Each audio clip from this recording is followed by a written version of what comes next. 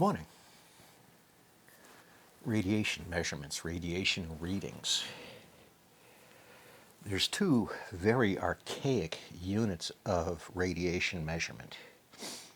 And in part it's due to the science, the measurement types used at the time, which had to do with film and photography. The use of film to detect radiation, to measure and count. Basically, you can expose film to a radioactive source and it will expose it. Fact, just fact, period, end.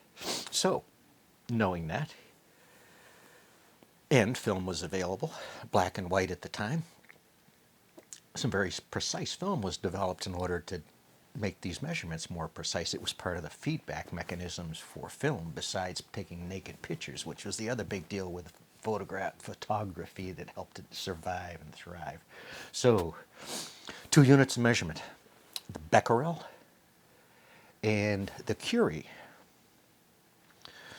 Something lost in conversations about the Becquerel is it is a time-based measurement. The actual physical measurement of a Becquerel is disintegrations per second measured per second, meaning that if you expose the film for 60 seconds, you have to divide the number of dots you count on the film by 60 to get disintegrations per second, because you just measured a minute of time. The measurement, hard measurement, is per second, decays per second. Now, it does not specify what type of decay. It's interesting, huh? Because the film is very sensitive, much more sensitive than a lot of detectors today are, inexpensive detectors today are. So it's a very telling source, but it also has a problem because you can do two things with film. You can lay it flat, or you could coil it in a circle. Maybe you could build a box with it. But the measurement, the unit is disintegrations per second. That's it. It's that hard or simple, and kind of that meaningless. Kind of. It's an old, valid form of measurement, but it gets you nowhere closer to dosimetry or health concerns or risks, because the actual constituents matter, whether they're free floating in the atmosphere due to other things going on within the sample.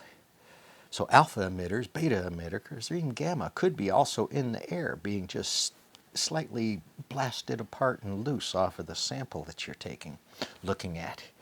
So you could be inhaling that, which is internal dosimetry, which is a whole nother bale of the multiplication factor for risks with internal exposure is pretty big. But it all depends on the isotope, period, end. Plutonium, Pu-238, the common constituent that makes commercial nuclear fuel into military weapons grade materials, plutonium inside of those fuel rods. It's just how it works. It is a feature of the design of the GE reactors across the planet. Making plutonium is a byproduct. Period, end. You can argue how much. Period, end. So, the Curie. Madame Curie was actually kind of named after her husband. It's been honorifically assigned to her, but they both worked together on this very closely. One enabled the other.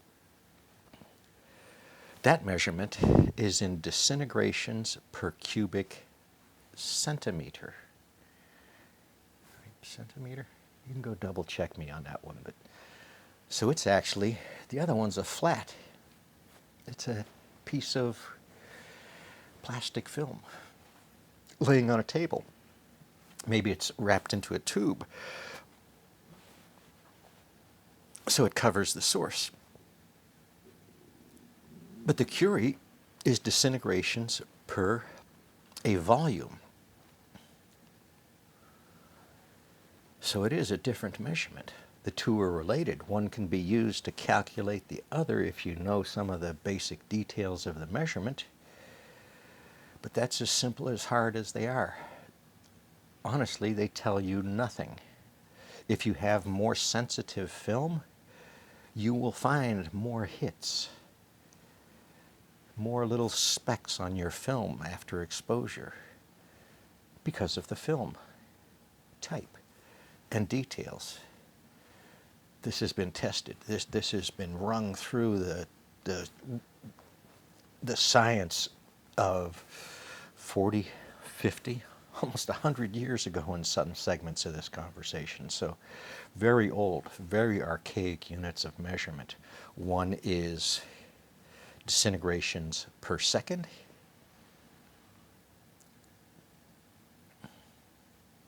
That's simple. No mention of a volume or an area. It's just a piece of film out there in the wind that gets hit by radiation.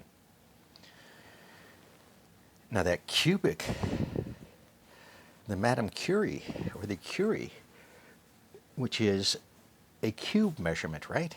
Length, width, and height, the amount of disintegrations in that cube.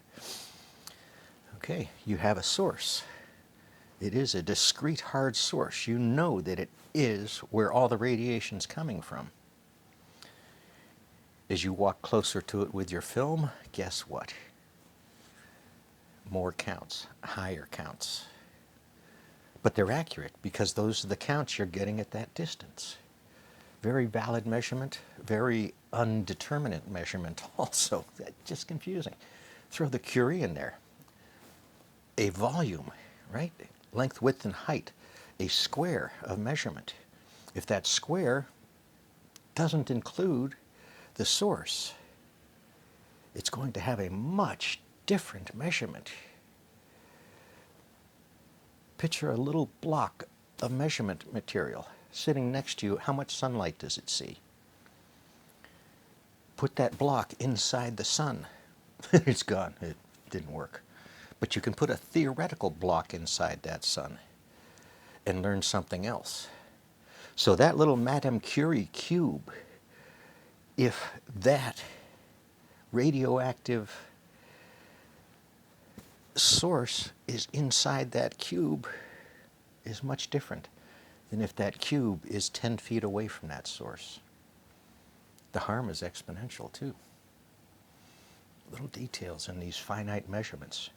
Another detail just to those two facts of measurements, and I'm not sure where the study would have ended up.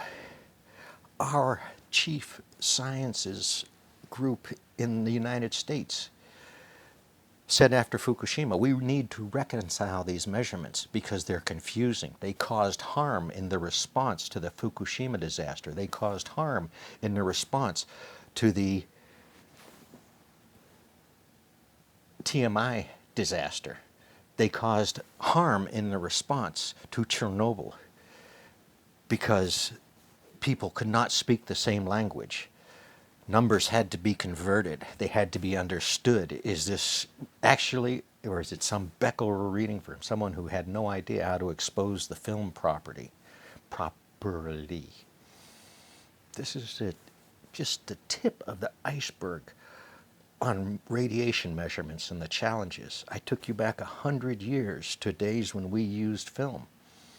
That film is being used today pretty well, very well, I would argue, within all the bounds and the rules of the sciences, the procedures used to use those measurements effectively and give them meaning. But interpreting them to others becomes tough.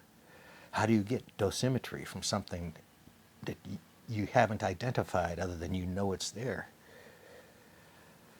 Too long a video on a simple topic. Well, it's not simple. That's why it's 10 minutes.